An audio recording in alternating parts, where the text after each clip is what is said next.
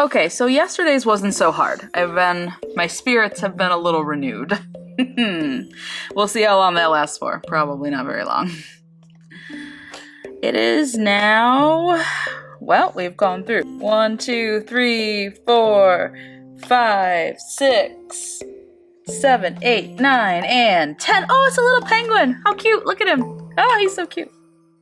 And our little penguin is hiding a bee. Why do they keep giving me... I don't know why I just assumed that all of these supplies would be like Christmas, winter, holiday themed.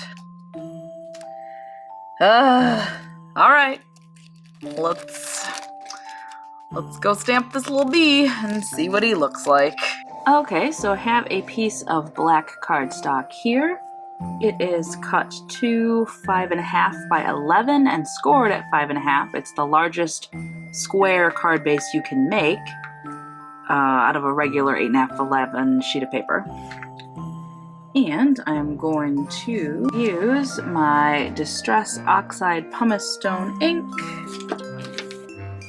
to stamp a little toss of these bees all over the front of the card, and to mask off the back so I can stamp off the page, I'm just going to use a piece of scrap cardstock.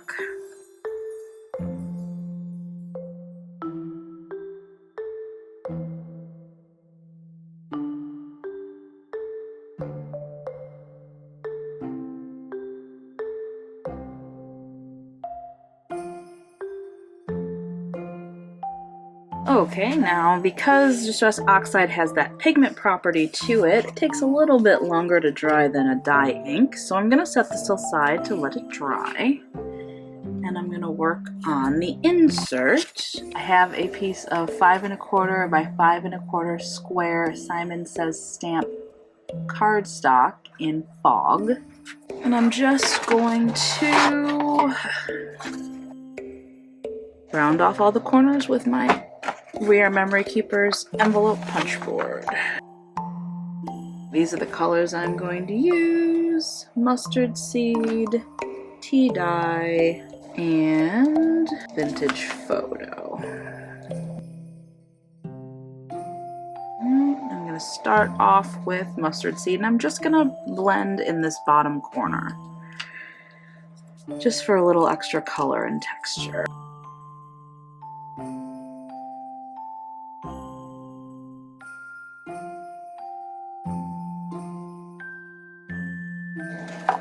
Okay, and now that we are done with the ink blending, I'm going to use my black soot Distress Oxide ink, and I'm going to stamp the little bee right down here in the corner. And that's the insert pretty much done. Okay, seems like this is pretty dry, so we're gonna move on to the next step, which is, I just found any round thing will work. This is just a roll of double-sided adhesive tape. Just need a circle in the middle, roughly in the middle of my card base. So I'm going to just trace around it lightly with a pencil, just for a guideline. Not really trying to make it visible or anything.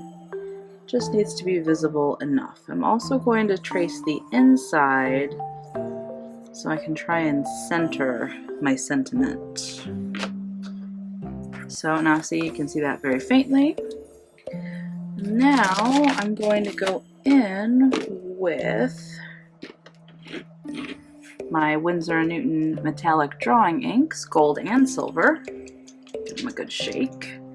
And I'm going to use my size 2 round PERLA ESCODA brush to do some hand lettering. And the sentiment I will be hand lettering, of course, is "May your days be merry," because we like puns around here. And by we like puns around here, I mean I assume that most of you will tolerate my bad puns because you haven't unsubscribed yet.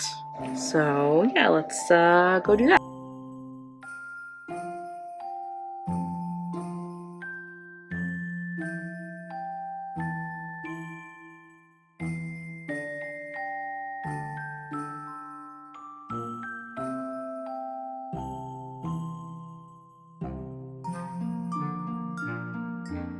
Okay, now I am going to take my two metallic Ohuhu brush pens, my two green ones anyway, that came in my set. If you saw my bullet journal setup for December, I was fairly obsessed with these because it was the first time I had really used them outside of my white stuff comparison. But yeah, I'm gonna use these to make some leaves, like greenery foliage, kind of like wreath shaped if I can, but we'll see. That might not pan out.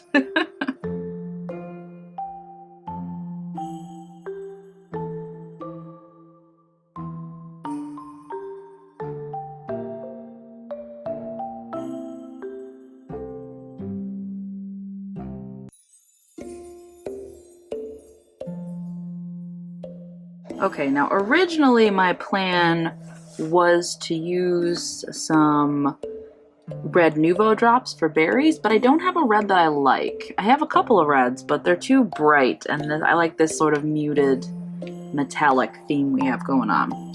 So I went to the store to see if I could get some red like glitter stickles, but Joann's was sold out. However, I went to the Dollar Tree to get something else. I was not intending to look for something useful for this project there, but I found while I was there these glitter glue sticks for $1 a bag.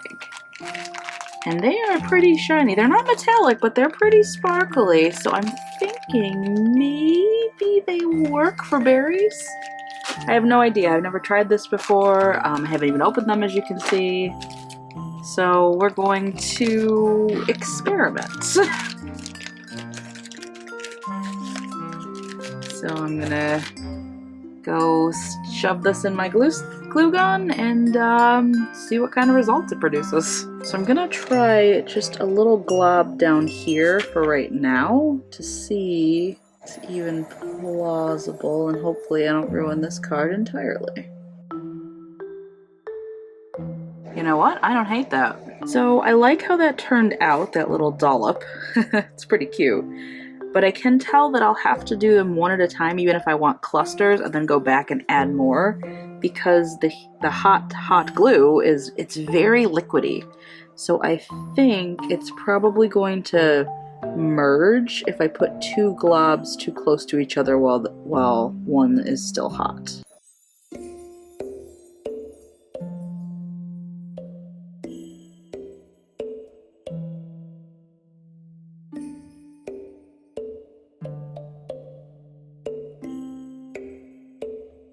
The only annoying thing is the little, as is always the case with hot glue, the little hot glue strings. I tried to bump off the tips you might have seen while I was applying the glued globs by swirling the hot glue gun around, because that helps to sort of knock the tips down so that the glued glob isn't so pointy. So I'm just going to go through with my tweezers and pull off any little strings that I see. And then I think the next thing I'm going to do is, I know that this is very shiny, but in real life it's a little muddied because of the background. The words are a little hard to read. On camera they read great, but I'm just going to go through with a white gel pen and add a drop shadow to the letters to make them stand out a little bit more.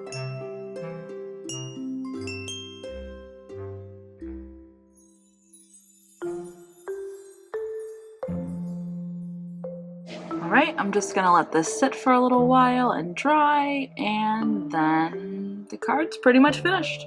And I just realized my camera wasn't recording. I went through and just hand lettered the rest of the sentiment onto this page. So now the front says, "May your days be merry," and the inside says, "and bright."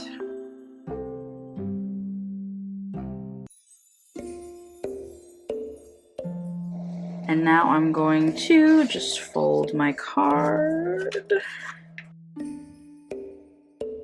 Okay, so I just discovered something really cool. So the hot glue, the glitter hot glue, I wasn't really liking that once it's dry. If you can see, this is a good example. It becomes like a little opaque in the middle. It's not like nice and clear like when it first comes out of the hot glue gun, which is fine, that's not a big deal. But I think I have solved that problem because I took my heat tool and lightly heated some of the berries. I didn't disrupt them at all, I just sort of ran it over a few times. And it seems to have cleared it up. I did it on these berries right here. It seems to have cleared that opacity, that cloudiness up a little bit. It's still not like perfectly clear like gel. But I don't even know if you'll be able to see or if this will make any sense, but that cluster of 3 berries right there is a little bit more clear than, say, these ones over here, just for a direct comparison. So yeah, I'm gonna go through and do that, and then this card will be done. And my cardstock did start to warp very slightly, so I am gonna go onto the back of the cardstock and heat the back for a little bit, just to sort of bend it back in the right direction. For embossing as well, if your cardstock or vellum or something warps a bit when you heat it, if you heat the back of it, that tends to flatten it out a bit. Okay, and here's the finished card. After I heated it with my heat tool and let it sit for a little while, the berries did cloud up a little bit again once it was completely cool, but that heat tool trick did help a little bit. And the regular berries, like the regular hot glue, is perfectly serviceable. I was just being extra about it. But yeah, so this is the finished card. Here is the front, and here is the inside. I've been watching a lot of Christina Warner's videos recently, if you couldn't tell. She is a beautiful hand letterist. And so I was just in the mood to do some hand lettering. And also, it was a toss-up for the sentiment whether it was going to be "Oh Christmas Be, Oh Christmas Be," or if it was going to be "May your days be merry and bright." It is the first, what I consider, a 1-layer card I've done for this series, so just a 5.5 by 5.5 square card. Oh, speaking of 5.5 by 5.5 square, I did also make a matching envelope just out of some pretty pattern paper that I have, because I don't have any square envelopes. I almost never make square cards. So I used my envelope punch board and some nice pattern paper I had in my stash. I thought that the leaf shapes and the berries kind of matched the wreath I painted on the front of it. So that was the thought process there. But yeah, so I do also have a matching envelope, matching quote quote. It's not perfectly matching, but I think it goes well together. But yeah, so subscribe for more card videos. Also, if you are watching this video before January 15th, 2021, please check out my 13 Days of Giftmas giveaway. Every day I normally upload a video during the month of December, which is every Sunday, Wednesday, and Saturday. I will be giving away a little gift package, and each day will be a surprise. It could be anything from sets of alcohol brush markers, to watercolors, to bullet journals, and all the things you need to get started using them for each thing. Check out the introduction video for details, and come back once in a while to see what you can win as the videos are released. And with that, the next card for my Craftstash Advent Calendar is finished. Check back in to see what we're using tomorrow.